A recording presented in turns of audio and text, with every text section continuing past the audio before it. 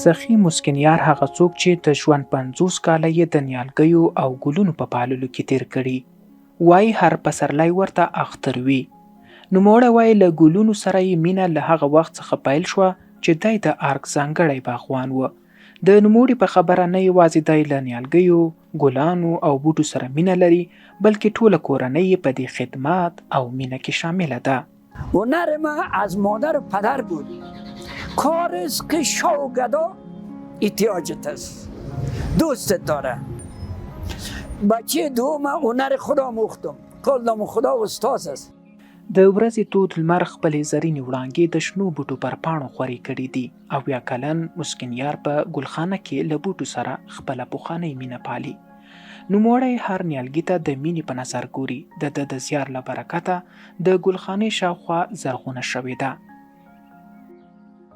گل گفتم من مذهب دینی دارم، با جمال محمد رسول الله هم نشینی دارم.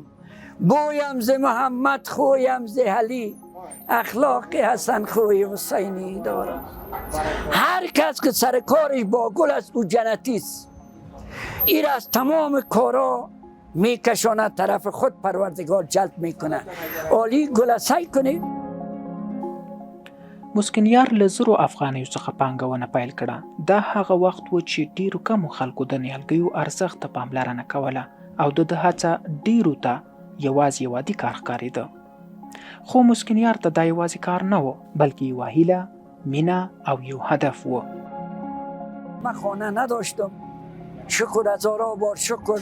در چلستون نیم جریب زمین دارم، کال بسپی عبدالله است. 3 گلخانه داره، هر 3 گلخانه گل پر است. امکان داره خدای متعال است، از 15 لک سرمایه‌ام شکر بالاست. و یک چیز براتون میگم، بچه هایم کار میکنه، اخلاص خوب چیز است. مسکینیار زیاتوي د ماشومتوب پر مهال یې یو ځل خپل د کور شاوخوا نیالګي کېنولي وو.